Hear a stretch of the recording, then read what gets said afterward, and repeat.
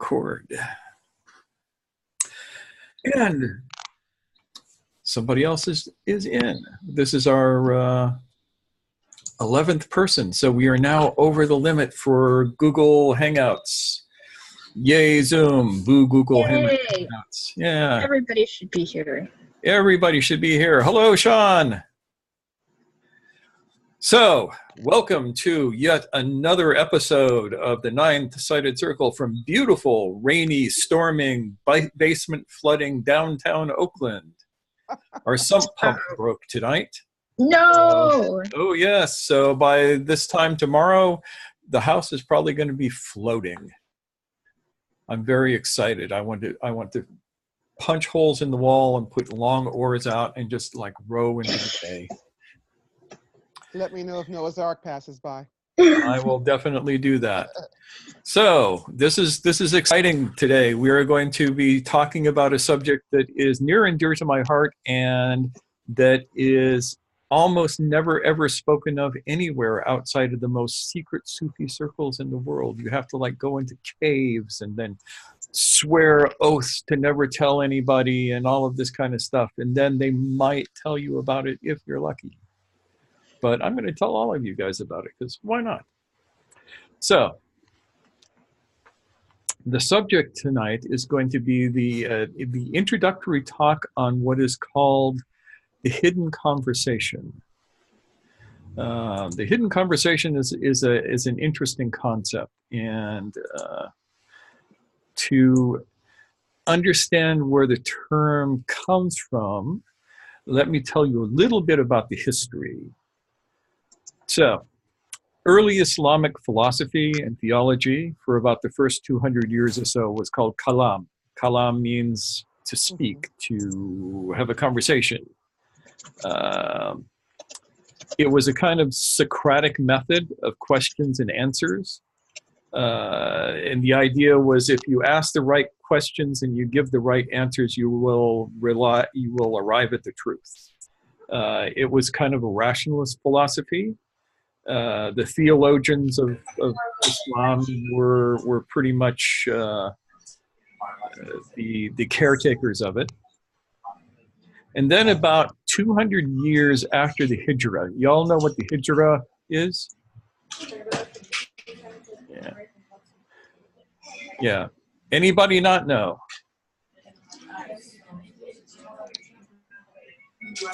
Ilmar does not know. Did I understand? Okay, that? So the Hijrah is it means the journey, the running away from the bad people. It is when the Prophet Muhammad left Mecca and moved to Medina, which was a great adventure and many things happened, but that's what the Islamic calendar starts from, is his move from Mecca to Medina. So it's about 600 years later than the Georgian calendar. So about 200 years after the H, as we say, a lot of Greek Neoplatonic thought started to influence Islamic philosophy. There's a lot of noise going on. Are we having a party in the background there somewhere?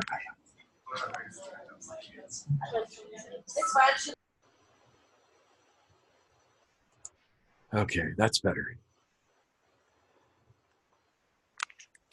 Oh, Scott sends his regards. They have a power outage up in Washington, and so he wasn't able to make it. Yes. And there is a possibility that if the winds keep blowing like they have been, that we might lose power here, in which case Kyle is the co-host, so she can carry on with all of this. And don't worry, Kyle, I will not just pretend that the power went off to put you on. The true test. Yeah, we aren't going to do that to you this week. Not this week, eh? All right. Yeah.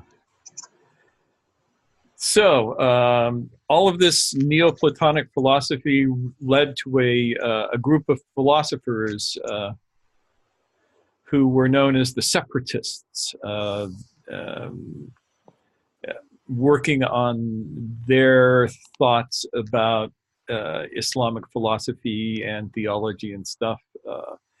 And some of the greatest thinkers of the time were members of this group. That's like Ibn Sina, who we know in the West as Avicenna, who is like the father of modern medicine and one of the fathers of modern science.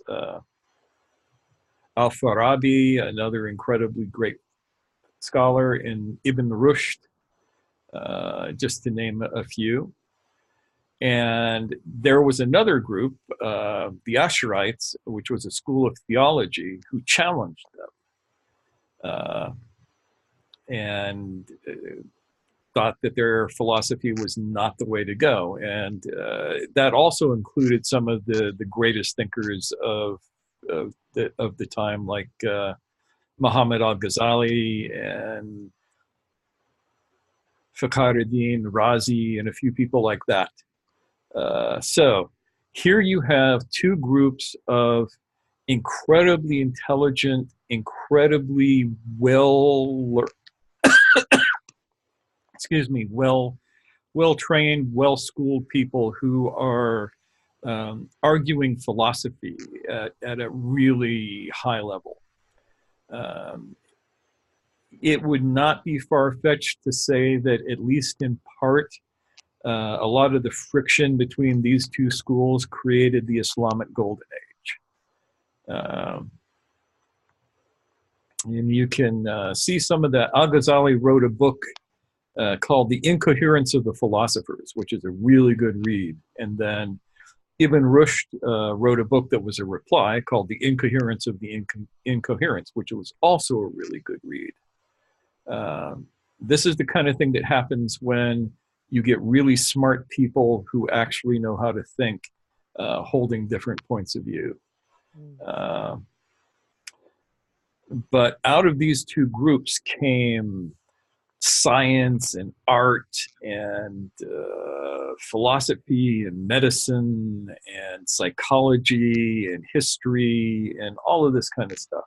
It's basically, we don't like to admit it, but the Islamic Golden Age laid the foundations for the Renaissance in Europe. So all of that was going on.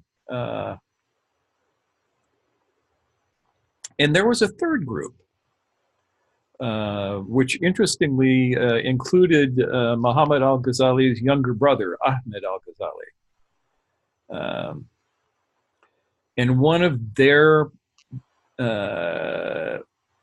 main thoughts was that the Greek pagan philosophy had infected both of the former groups, both of the other groups. And while the argument was around the pros and cons of Neoplatonic thought, both sides were using the logic of Aristotle to make their case,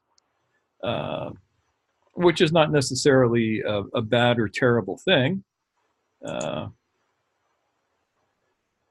But it has its limitations. And that was one of the things that was very apparent to this third group, is that we were stuck with the limitations of Aristotle and his binary logic and that sort of thing.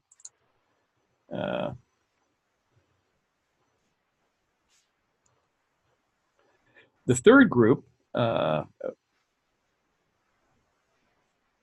a little bit more on the dichotomy between the left and right, because it exists even today in Islam. You have the left wing, which is the Neoplatonic groups, and that includes some Sufi groups and that sort of thing. And you have the right wing, which is stuck deeply in the Aristotelian dualities.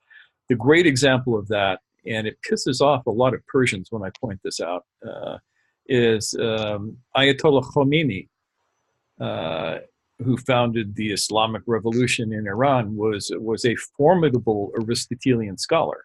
He was an expert in Aristotelian philosophy. And even though his biographies point this out, I have for some reason caused Iranian friends to completely flip out and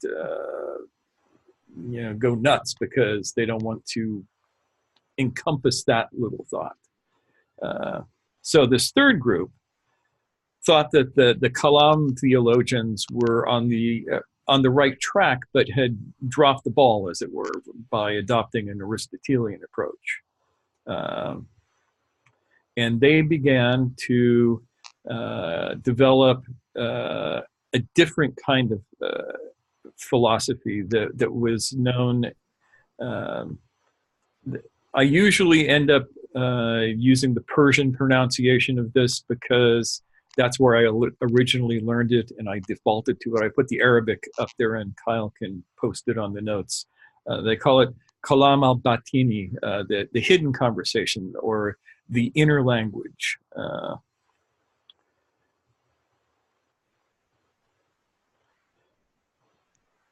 So this group, which had a bunch of different names in different places,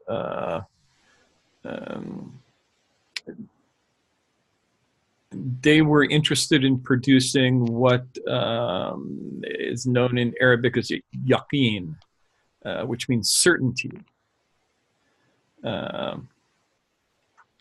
When you have certainty, you don't need belief, for instance. And so they wanted the certainty without ignorant belief. They define certainty at 3 levels. And I'm going to give you the Arabic words because you should know them, and the translations. The first level was called ilm al-yaqeen, the certainty that is found through study. The second is called ayn al-yaqeen, and that is the certainty that is found through direct observation and experience. And the third level was called haqq al-yaqeen, the certainty through direct inspiration.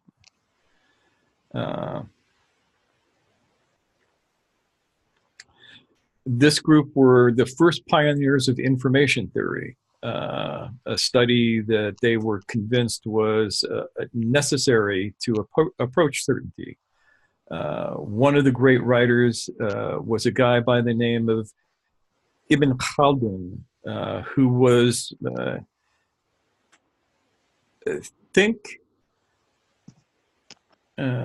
Leonardo da Vinci and Michelangelo combined into one. This guy was a brilliant polymath and wrote a book that is today still as timely as it was when he wrote it. He's considered the father of information theory, the father of optical theory, the father of history, the father of sociology. He had a lot of children, trust me on this. The guy was so completely brilliant that I don't think we've seen his like since. And if you've been around me for any length of time, you've heard me quote him. His book, which was called in Arabic Muqaddimah, was used in the West for all the way up into the 19th century as a fundamental text. I forget what they call it in Europe, but they actually had to give it another name because they can't pronounce Arabic any better than I can. So that's the background, a little bit of the background of how this group came about. And they produced some interesting things.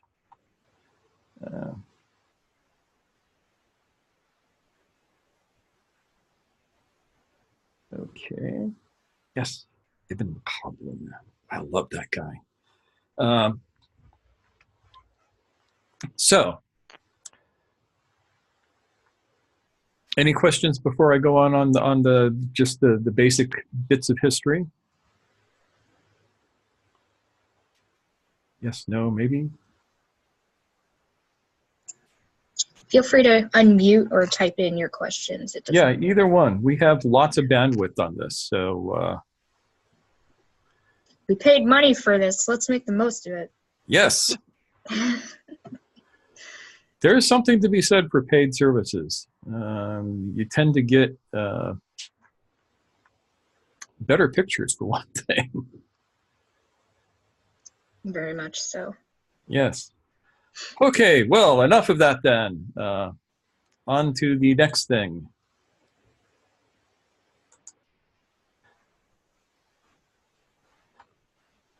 So, the basis of the hidden conversation. Let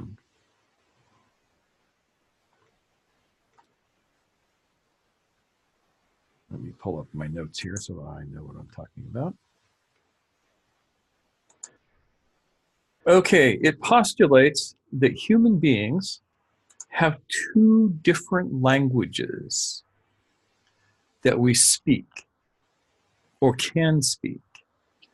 Before you continue, just yes. want to let you know, Nick has a question. He's asking, what was the name of Ibn Khaldun's book? The name. I will send you I will send you the name and a copy to the text later. Sounds good. Okay. So, we have at least the potential for two different languages. Language in Arabic is Lasun. And the languages are known as Al-Lasun An-Nafs, which is the language of the ego, and Al-Lasun Al-Dat, which is the language of the essence of the true self. And this group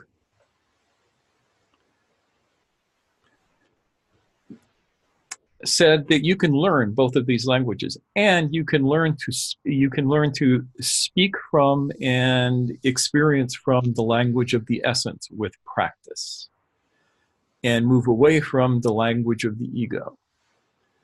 And this gets into a few different things that we have talked about, especially in the three forces lectures. So everybody here has been in that, though, so this will not be strange to you.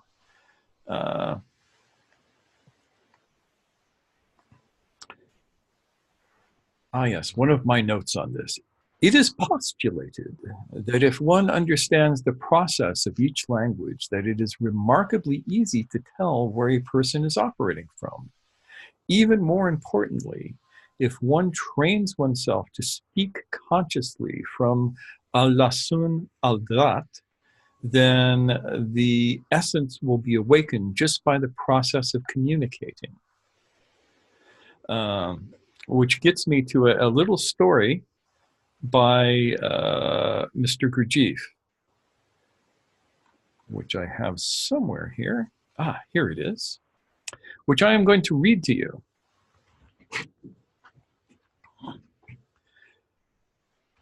This is from Meetings with Remarkable Men. Mr. Gurdjieff is hanging out with people from the World Brotherhood, according to the book, and one of them is relating this story. He says, "Understanding is acquired, as I have already said, from the totality of information intentionally learned and from personal experiencing, whereas knowledge is only the automatic remembrance of words in a certain sequence." Think about that. That's some powerful stuff there. I must tell you that in our brotherhood, there are two very old brethren. One is called Brother Al, and the other is called Brother Says. These brethren have undertaken the obligation of periodically visiting all of the monasteries of our order and explaining various aspects of the essence of divinity. The sermons of these two brethren, who are to an almost equal degree holy men, and who speak the same truths, have nevertheless a different effect on all our brethren and on me in particular. When Brother Says speaks, it is indeed like the song of the birds in paradise. From what he says, one is quite, so to say, turned inside out. One becomes as though entranced to speak. His speech purls like the stream, like a stream, and one no longer wishes anything else in life but to listen to the voice of Brother Says. But Brother Al's speech has almost the opposite effect. He speaks badly and indistinctly, evidently because of his age. No one knows how old he is. Brother Says is also very old. It is said 300 years. But he is still a hale old man, whereas in Brother Al, the weakness of old age is clearly evident. The stronger the impression made at the moment by the words of Brother Says, the more the impression evaporates until there ultimately remains in the hearer nothing at all. But in the case of Brother Al, although at first what he says makes no impression, later the gist of it takes on a different form, and more each day, and it is instilled as a whole into the heart and remains there forever.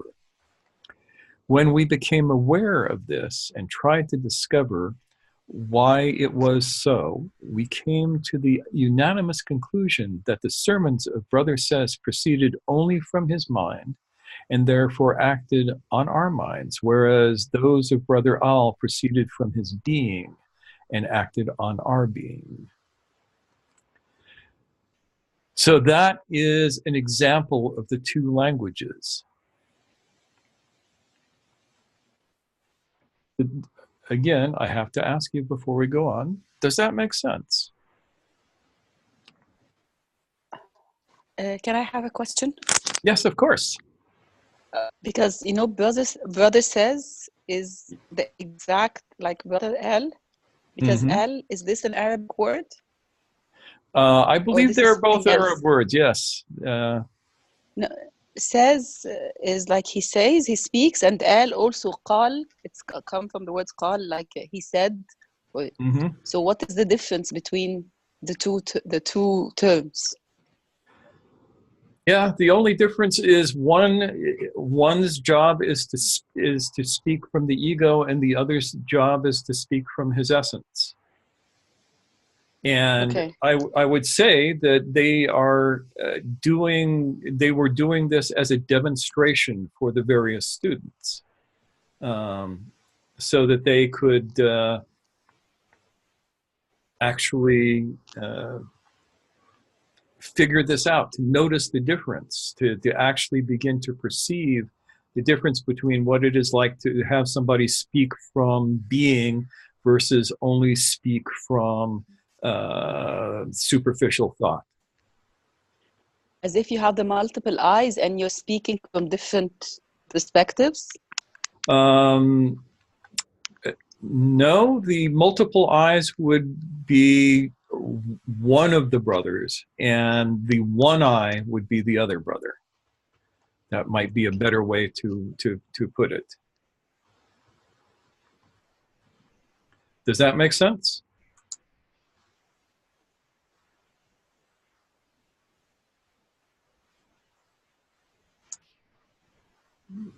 There you are. Would the word al, is it related to ta'wil? It might be. In Gurdjieff's book, it was spelled A-H-L.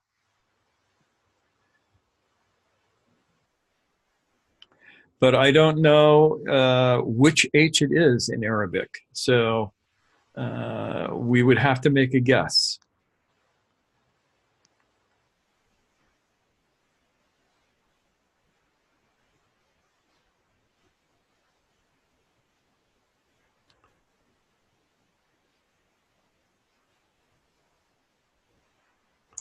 So, I think Nick had a question. I was waiting on him because people were unmuting themselves and I didn't want to interrupt. But Nick asks, is that why Gurdjieff writes the way he does? It's as if he's writing about internal events as it relates to external events. that's part of the reason that he writes the way he does. There are three reasons he writes the way he does. Reason number one is that English is like his third or fourth language, and it was never maybe as good as his Turkish or his Armenian. Two, he's probably writing exactly as you say, talking about internal events from an external perspective or vice versa. And three, he intended to be obscure. He did not want to make things easy. He wanted you to actually have to work to understand what he said. He wanted you to have to be conscious. There's a story told by his students, his original students, about when he was writing Beelzebub's Tales. He would write a chapter and then they would have a weekly meeting and he would read the chapter to the group. And if there were anything in the chapter that was too easily understood, he would go back and rewrite it to make it harder to understand. And then he would try it again until everybody had to really work and be present to understand what the heck he was saying.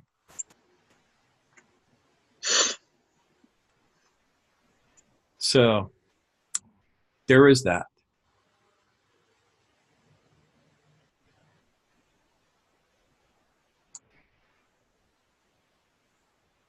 So,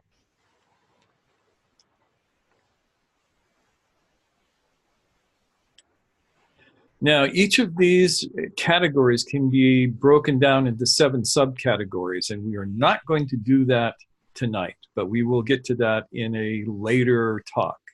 Right now, you notice that you have a binary here. The language of being or the essence and the language of the ego or the mind. There's a reconciling force that is present in this. So you can form a triangle with it. And we call the reconciling force wukuf. Wukuf is an Arabic word. In Arabic, they would spell it, it comes from the root waqf fi, WQF. And it's usually translated as pause. But it can also mean awareness, which is an interesting thing about it. And it is a concept that we are going to delve into in depth in about 2 weeks. But it is the bridge that allows you to move from the language of the ego to the language of the essence. Without this pause, it is very difficult for that to happen except by accident.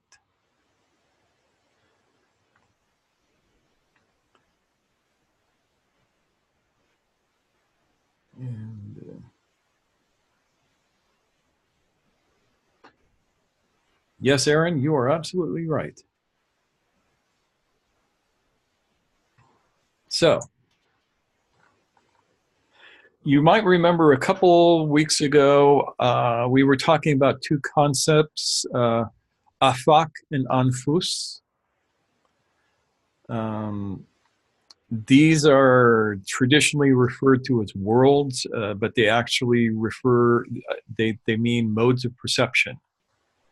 Afak means a horizon or a view. And in the sense that it's used here, it refers to the phenomenal world, the world that you can experience directly. It is what is given to the senses to perceive from the given, from the divine reality, from what reality actually is. There are certain aspects of that we can perceive. Anfak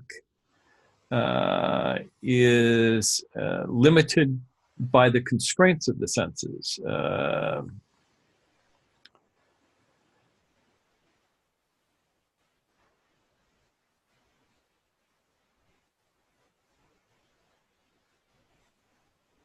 It is perceived from the senses, and it is limited to what the senses can process. Anfus comes from the same root as nafs, same root as self or ego, and that is the internally constructed world of the ego. And this is very important, and we're going to get to this. This is probably going to run a little bit late tonight, so be forewarned.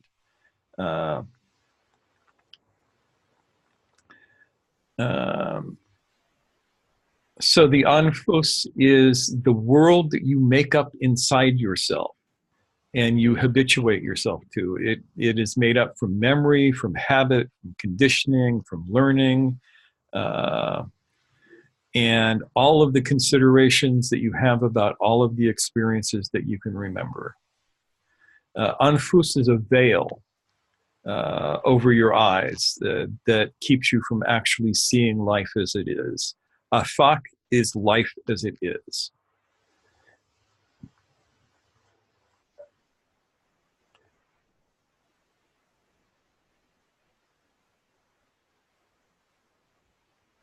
The old masters say that Anfus wraps the experiences of the senses in hawa. That's another Arabic word that can be translated as a container or a wrapper. Comes from the same root as a juggler or a sleight of hand artist, interestingly enough.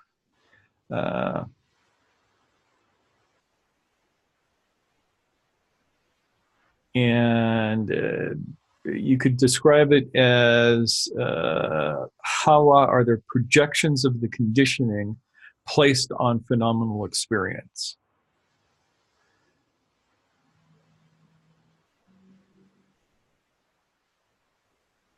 And when the anfus expresses itself in the consensual world, Islam has a lot of worlds, and this would be alam al-mulk.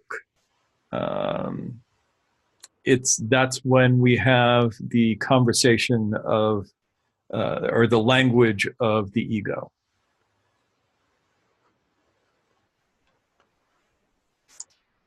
Does this make sense so far? I can't see all of you here.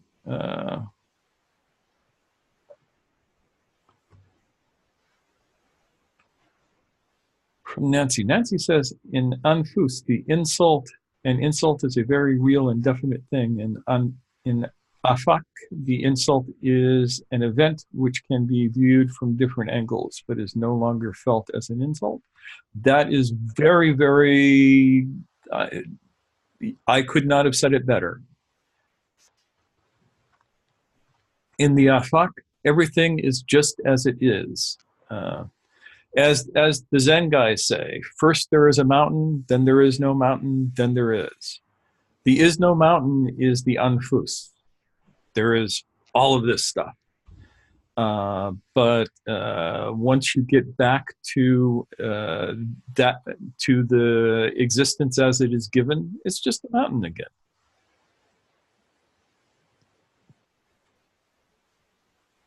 And Sean says, anfus appears as if meant to separate. Yes. This is all the case.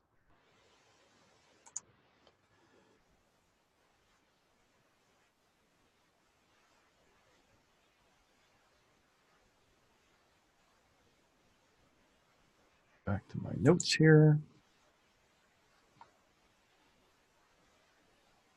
So, nafs, which is when you say ego, it doesn't mean exactly the same thing. So I tend to default to the Arabic word. But conditioned ego, if the conditioned ego is in an unrepaired state, it functions by stealing attention. Think about that. When the ego is in its unrepaired state, in its broken state, in its wounded state, it functions by stealing attention. Attention, which is the rightful material of the essence, is fixated on the objects of the anfus. This fixation of attention follows a pattern of crystallization around core objects.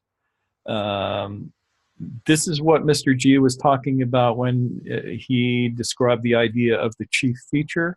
And this is the core of the Enneagram of the fixation of attention, which became the Enneagram of personality and all of that.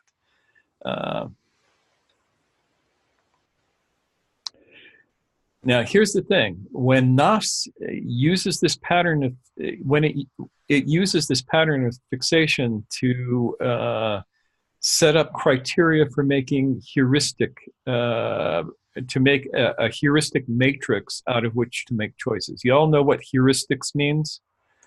A quick check. Anybody not know what heuristics is? I think that's a big word. It's a big word. Let's define that, can we? Yes, we can define that. Heuristics is kind of the science of symbols, but it is a way of making a small gloss for a big thing. Nick, help me out here. Help me define this more clearly for everybody. Heuristic sets up a hierarchy of choices, rules of thumb. That's a way of describing it, rule of thumb. So if I have several rules of thumb, if somebody rings the doorbell, I go and answer the door. That's a rule of thumb. And it can happen very, very automatically once the heuristic is set up. Or it could be, if somebody rings the doorbell and the dog barks furiously, I look out the window before I answer the door. Now, heuristics are really useful for simplifying your life. But at the same time, they can catch you up in all manner of craziness.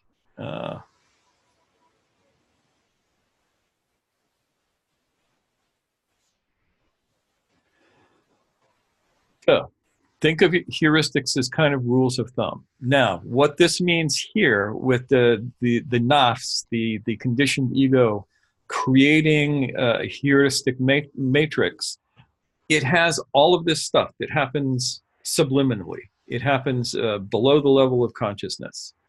And it is based on experiences that you have formed opinions about. The classic example from psychology back in the day is the kid who eats the green apple and gets sick to his stomach from eating the green apple. And from that day onward, every time he sees the color apple green, he gets queasy.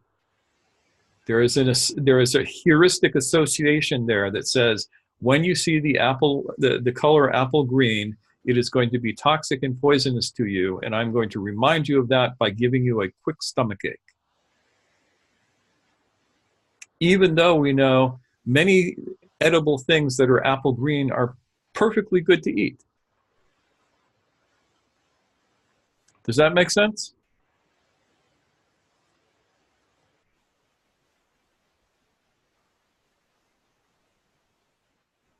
I'm assuming that it's going to make sense.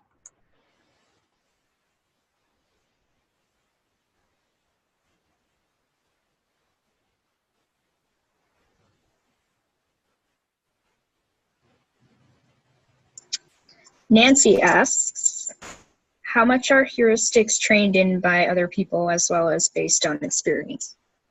That would depend on the person that we're talking about, but probably a lot with most people.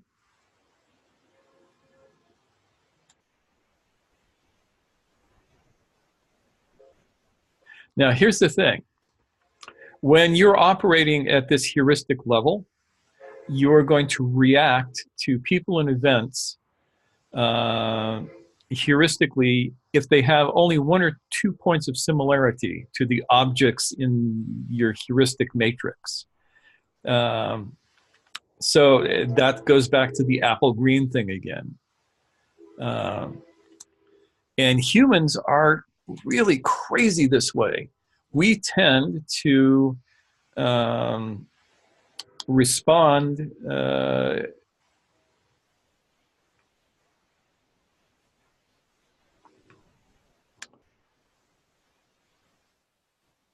to 1 point of similarity as if it were the entire thing. You find this in our language everywhere. And it is extremely dangerous.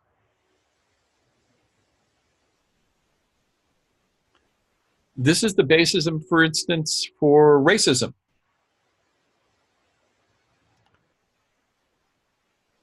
You understand how that works? Racism and bigotry is all based in this particular concept. Mm. We respond. Go ahead. Sorry. I just wanted to point out that Ahmed said it is part of all bias. Like he was pointing that out as well. Yes. Yeah, exactly that. So, I live in the Fruitdale district of Oakland, which is multi-ethnic. So I walk around and I see a bunch of people who look alike. And if I assume that because they have, say, skin color in common, they must all be the same, that's an example of this heuristic sort of thinking going completely insane. It keeps you from experiencing the truth of all of these people, which is, in fact, that they are all completely different and unique in every possible way. And even if you go, oh, they all have the same skin color, they don't.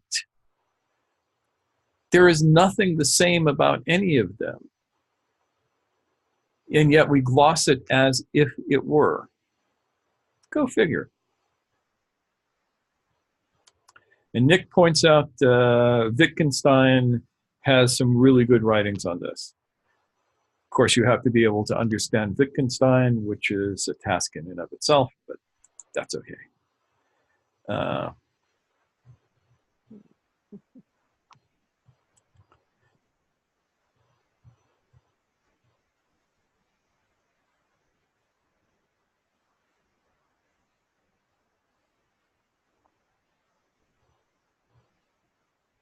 So, in technical language of some Sufis, the unconscious reaction from within the heuristic matrix that produces an uncontrolled emotional and physical response based on a random point of similarity from within the anfus is called khatir an-nafs.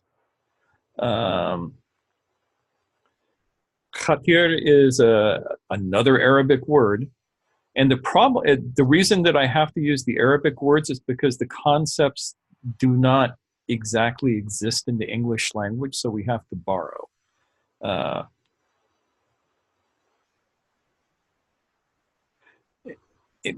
basic meaning of this word in this context is a thought or idea complex which is given to the conscious mind seemingly at random, in a random way that affects the emotions in its passing. Let me say that again. A thought or idea complex which is given to the conscious mind seemingly in a random way that affects the emotions in its passing.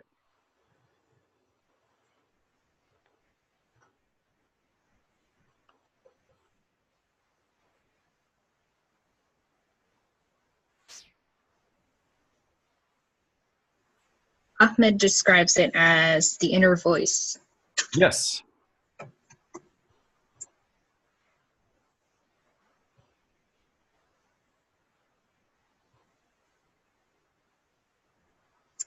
Do I have the Arabic script for that? Not at the moment. We can work on that though. I can make a note. Yeah, probably Ahmed or Raina can type it out because I think that they have Arabic keyboards. I don't have an Arabic keyboard, so I have to suffer through going online and, there we go. Thank you. There we go. Is that, yeah.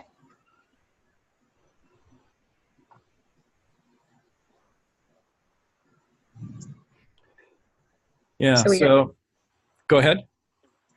Looks like we have 2 different ones there, but we'll figure it out.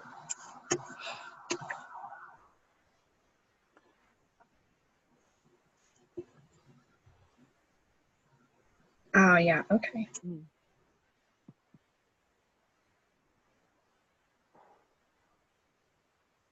So the interesting thing is that using tools like the Enneagram, a skilled person can plot out the process by which the conditioned ego fixates attention on the objects of the anfus and what sorts of content will be displayed from that fixation. And if you have been trained correctly, it also gives you the information necessary to interrupt and redirect this process in such a way as to give the attention back to the essence.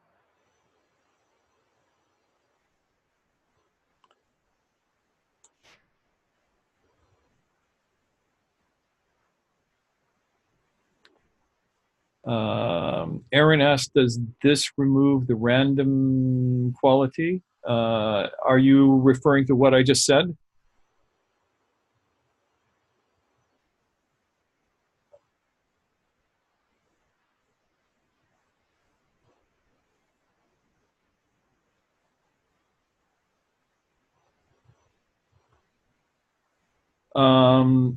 Yes, there is in fact no random quality. There is just the appearance of random quality. There is actually, the qualities are all quite mechanical.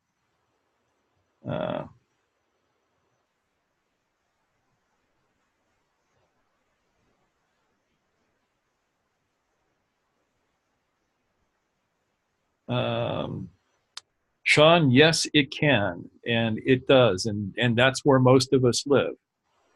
The thing is, now, all of you know people who you know exactly how they're going to respond to any given stimulus, right? You bring up any political point, you know what they're going to say. You bring up any philosophical point, you know what they're going to say. And you never have to worry about anything changing with them because they are stuck in those grooves, and those grooves are entirely mechanical. There is no spontaneity in them. There is no actual thought. There is just programmed response. Now, the thing is, most people are like that most of the time.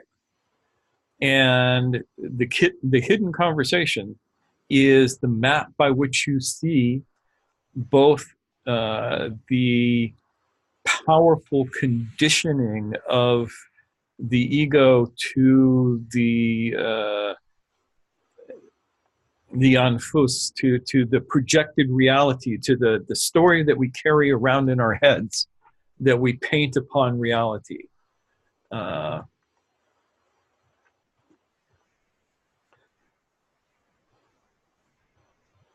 And when you see this, It always upsets people when I say this. You are surrounded by robots. You are surrounded by programmed meat machines that do not actually think. They do not have any free will. They do not have any intention.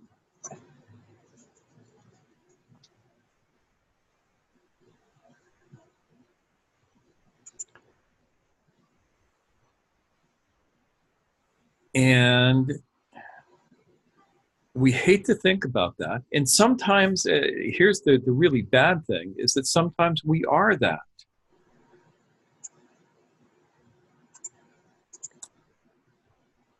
The one thing I can tell you, though, is that everybody who is sitting in this virtual room with me tonight, it doesn't want to be that and strives not to be. And that's the difference.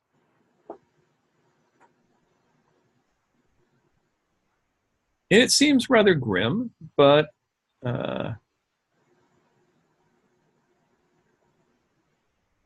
it's not really. I mean, it just is what it is. It's the game that we are playing.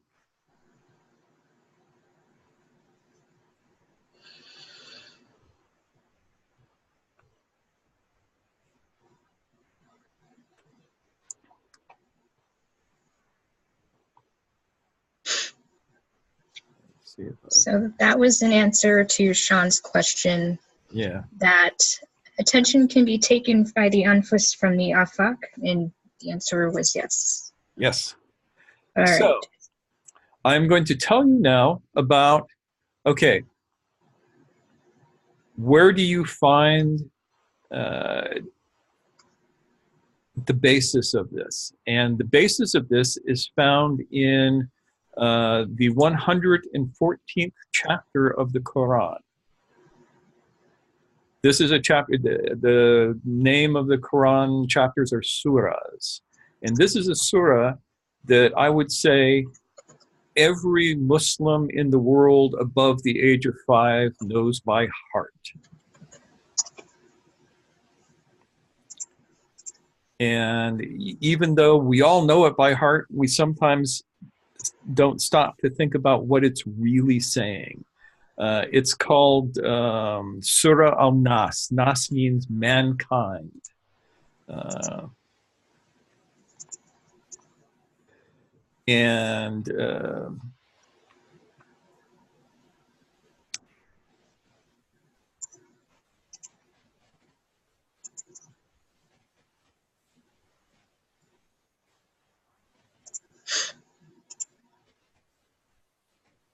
So in Arabic, and please forgive my terrible pronunciation, it goes like this. Bismillahirrahmanirrahim. Qul a'udhu bi rabbin nas, malikin nas, ilahin nas, min shari waswasil khannas, alladhi waswisu fi sudurin nas, min al-jinnati wan nas. Simple, short. In English it says, in the name of God, the merciful, the compassionate, say or speak, I seek refuge with the sustainer of mankind, the king of mankind, the God of mankind, from the mischief of the whisperer who withdraws after he whispers, who whispers into the hearts of mankind among jinn and men. Now, those two lines, from the mischief of the whisperer who whispers after he withdraws, or whispers then withdraws, you could say, who whispers into the hearts of mankind. Usually, the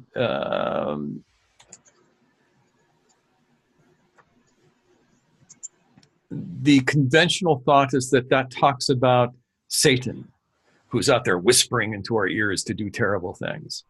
But I would submit to you that there is another understanding of this. And that understanding is the whisperer is your own ego. And what it is doing is constantly whispering to you about how the world is. It is, as I like to say, painting the egoic picture of the world. And that's what you really need to seek refuge from. And what you seek refuge from that with is the real, the reality. And so it's right there for everybody to see as a really good piece of advice. Does that make sense? Yeah. Yes.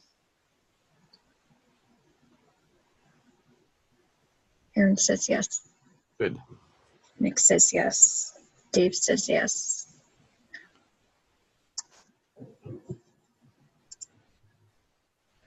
Yeah, it's a little bit of a different way of thinking about it.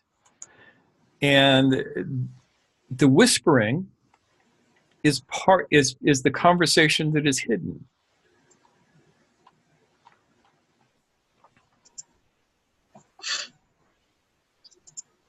And that whispering is what keeps us fixated on the illusion that is painted by the ego onto reality, and keeps us from experiencing our essence because our attention is elsewhere.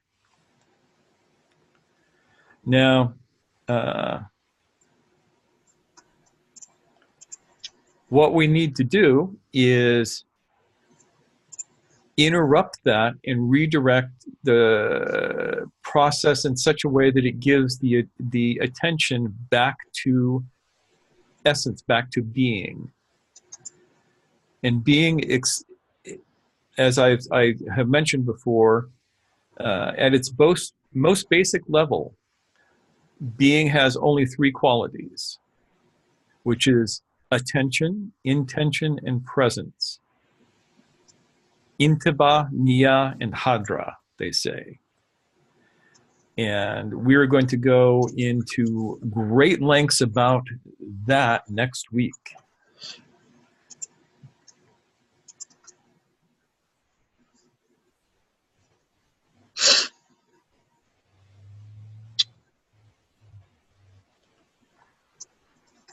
Is it okay if we backtrack for a couple questions? Of course, we can do anything we want.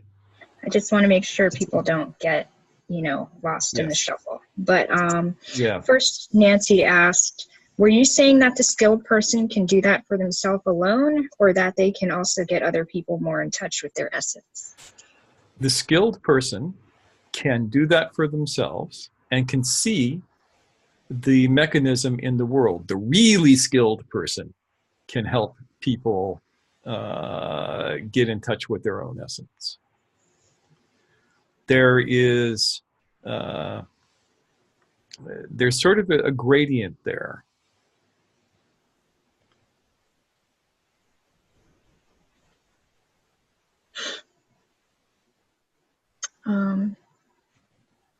So Ilmar asked, in regard to the, mechanical behavior thing, he was saying, isn't this a matter of context? Almost everyone I know will in some contexts respond mechanically, and in others, not quite so much. You could say that it can be contextual, and at the same time, it is nearly universal. This is the part that people don't like to hear. This is the toughest part for everybody, but it is kind of like you have an alcoholic and they finally crawl into an AA meeting. And the first thing that has to happen for them to begin to get better is they have to admit that they have a problem. And they have to admit that they're helpless against the problem. And for us to get beyond this, we first have to admit to ourselves how much of our life is run by just pure stimulus response bullshit, that we don't have free will, that we have the illusion of free will, which is a comforting lie that keeps us trapped in the mechanisms and the machinations of our own egos. And people don't like to hear that. But without starting there, you can't get anywhere else. There's an old saying that, how did it go? The road to Damascus, from Damascus to Mecca, is hard and long, but when standing in Damascus, if you think you're in Aleppo, you will never make it to Mecca, no matter how hard you try.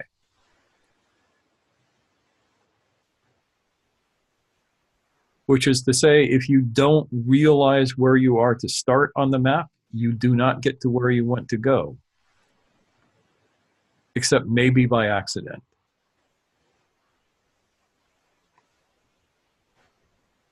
This is usually the point where everybody turns off and leaves the room. So my feelings will not be hurt. Well, they will be hurt. I'll be crushed if you do that. But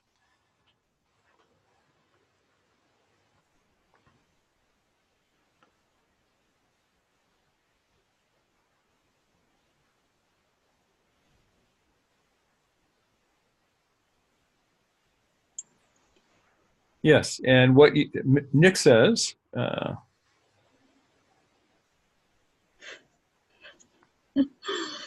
okay, two things here. Nick says, for me, when I see myself speaking al-sun al-nafs and I recognize this is what is happening, a few choice cuss words come out and I return my attention to being. Yes, those few choice cuss words are the beginning of the pause that we talked about earlier, the wukuf. And Aaron suggests that robots don't have feelings. And you are wrong. They do have feelings, but the feelings are programmed in. Push the button, you get the feeling.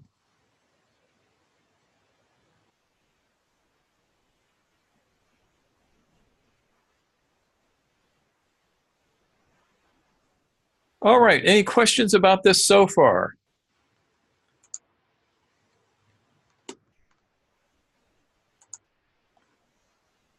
We've kind of we're starting to run a little bit over.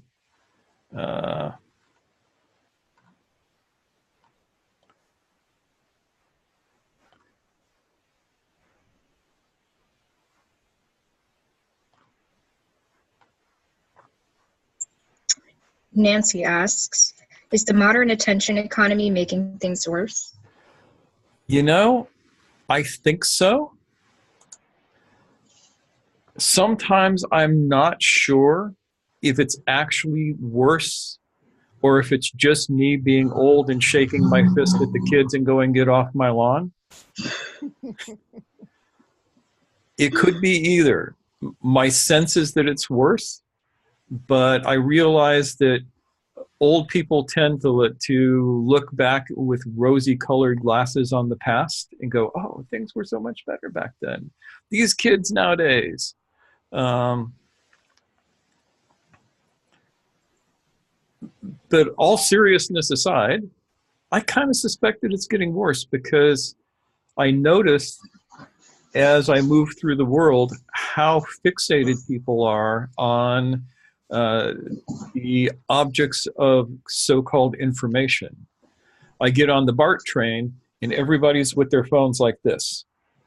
Nobody even looks out a window anymore. They're either texting away or they're reading something on Facebook or all of this stuff. And I'm like the only guy in the entire car who's not on my phone most of the time, unless I'm texting with Kyle after fencing. I was going to say, I was going to call you out on that because, but, yeah, I mean, I feel that way when I go out with friends for dinner and they have to keep the phone on the tabletop. Yeah. But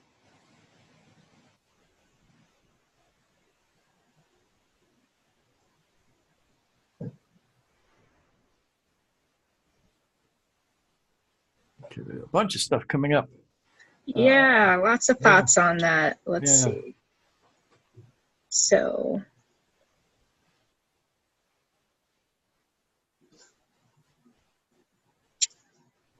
Nancy added, hypothetically, it was already as bad as it could be. if it's worse, it's not just the phones. The attention grabbers are more competent. Yes, they are more competent. They are very, very skilled. And Ahmed has a quote for us here. Shall I read it? Yeah, please. Sure. By the soul, in the proportion and order given to it, and its enlightenment as to its wrongs and its right. Truly, he succeeds that purifies it, and he fails that corrupts it. Yeah. And ayah is a little section, like one line or one little group of thoughts within a surah. Like they're a verse as opposed to surah, a chapter. Yeah. Yeah.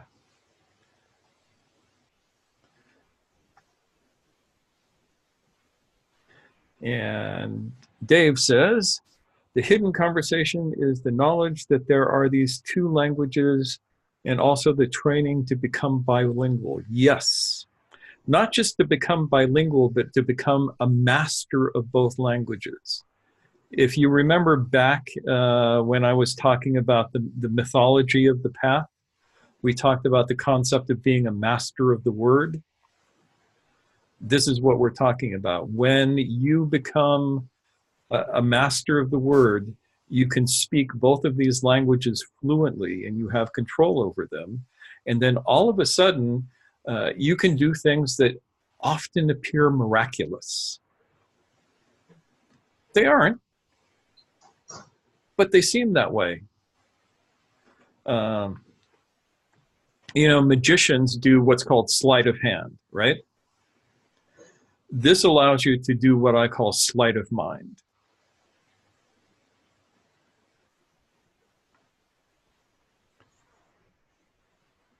And Sean says, what would be some examples of what you mean the language of the essence is primarily concerned with communicating? Is that what you're asking? Afak means the vision. That's the reality as it's given. So that would be the language of the essence, the language of being.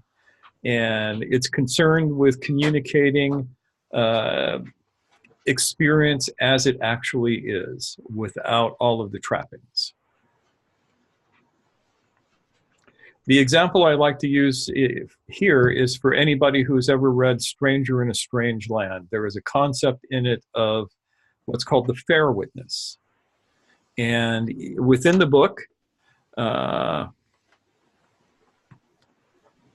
somebody is explaining what a fair witness is to somebody else, and there is a person who is a fair witness over there, and they call her over. I think it's Jill. So Jill comes over, and Jubal, who is doing the explanation, says to her, Jill, what color is that house? Pointing out the window. And she looks at it and says, it appears to be white to me on this side. Not in the least making the assumption that this is true for everything else around the house. And also having the understanding that the appearance is with her as the seer. It appears to me to be white on this side.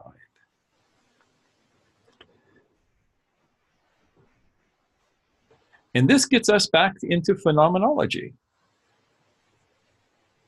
So the language of being is concerned with communicating what actually is, communicating reality as we can best perceive it.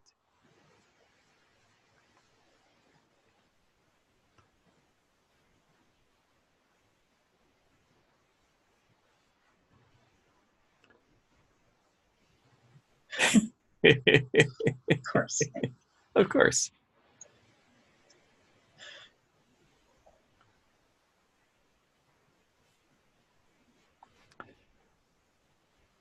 All right. Do we have any last questions then? From left field. Asks, yes, from left field. Are koans a tool for developing the language of essence? I don't know. I'm not a Zen guy. Koans belong to the Zen guys. You would have to go to the Zen guys to ask them that. Uh-oh, Vivian's leaving. I knew I'd get rid of somebody. No. No, I am being facetious. So, I don't do Zen, so I don't know how to answer that. If it were a Sufi story,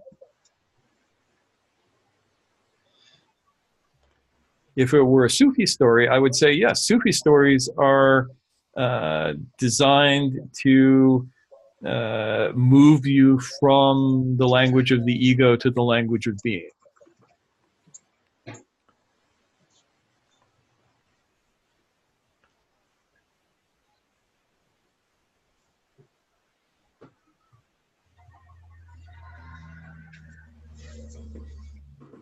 So, this is another example of what I'm talking about. I do not assume that because I know a certain little bit about my path that I know everything about everybody's path. And I try not to make pronouncements about, like, say, Zen, because I am ignorant of Zen, except for the fly in the middle of the book. Anybody know that reference? There's a great little Zen book written by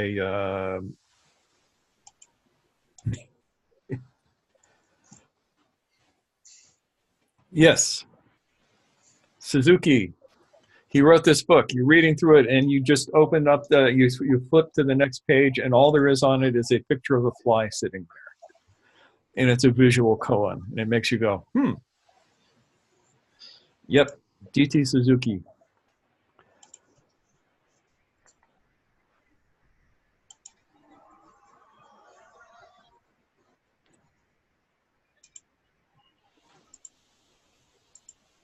Well, we're almost done, Ilmar.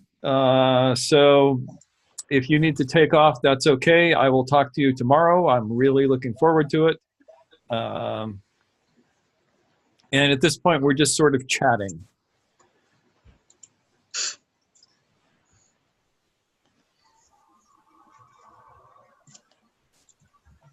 All right.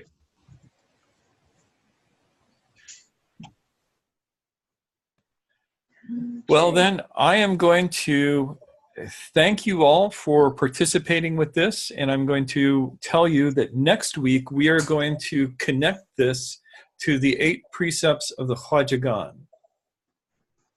in a very new and interesting way, because Kyle was asking me this earlier. I sent her my notes, and in the attention and intention and presence, there are these dots behind it to remind me of what's what. You were asking me about the dots, Kyle.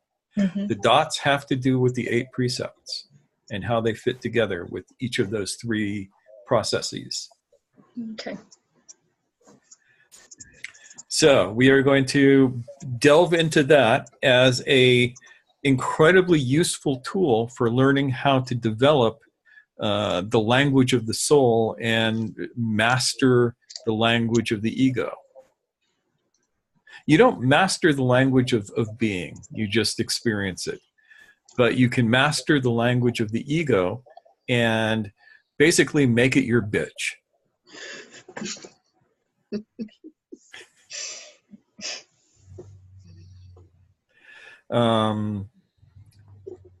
Commercials. I just wanted to clarify that David points out that it's Shunryu Suzuki as opposed to Suzuki. So just putting that out there. All right, commercials. Yes. So. Commercials. Ultimate Enneagram, it's still out there. Tell all your friends. Tell all your enemies. Tell everybody. Relatively cheap. Better people. Yes. In about a week, the 3 Forces and 6 Processes course that I just did is going to go up for sale. It's going to be very inexpensive.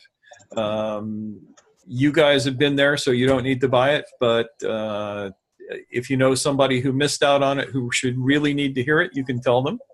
And I will have stuff up for them to get it shortly. The Enneagram of the Chief Feature 10-week course is coming up at the end of the month. I'm very excited about that. Okay, so Vivian asks, those who wish to buy it, how much will it cost and can it be paid for via PayPal? It will probably only cost $60, $10 a session. Incredibly cheap, but what can you do? I'm kind of wanting to give it away. And it will be able to be paid for by PayPal, yes. It's probably going to be invoiced through an invoicing company that I am connected to, but they take PayPal, so it's all good. Yeah, thank you for telling your friend about it, and yes. Definitely anyone who wants to share with their friends, feel free. Yep. Ahmed asks, any updates regarding the PDF file of the 6 forces? That's why it's not gone on sale yet, because I have not finished cobbling that together. You all will get that for free. So, but that will be part of the package, as well as a couple of other things. Anything that is in the paid package for the people who were in the course, you're going to get it for nothing. So no worries about that. So no worries about that.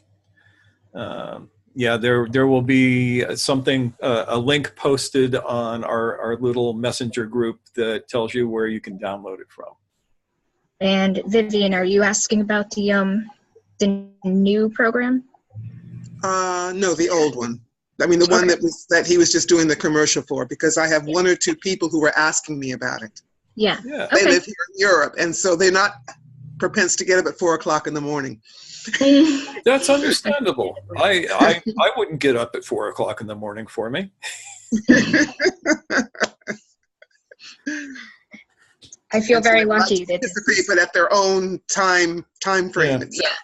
Yeah, exactly. Yeah, for me it's 7 p.m. and this is easy. Right. So right. But for those of us in different time zones, it's a bit. I mean, I'm an early riser. I've got no problem. Yeah. But other people don't have my strange habit. We try to be conscious of that. Yes. Yeah. Aw. Thank you for waking up for us. We appreciate it. Because we want you awake. We want everybody awake. Yes. So the Enneagram of the Chief Feature, the Enneagram of the Fixation of Personality. I'm actually getting excited about this. This is usually my least favorite thing to do, because everybody does the Enneagram of Personality and it just drives me nuts. But I'm actually getting enthused about doing it and doing it right. It will be 10 weeks. You can either participate like this live, or you can just be on the list of people who want to be part of this, and after the recording you will get a link to it and you can watch it and make comments and ask questions and stuff like that, and either Kyle or I will answer all of your questions whether we know the answer or not. Just roll in with it, you know. Yep.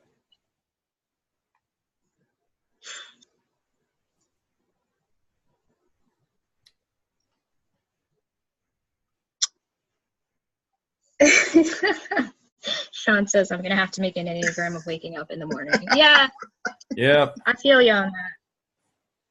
Yeah, it's actually a bit later out there in Sean's neck of the woods.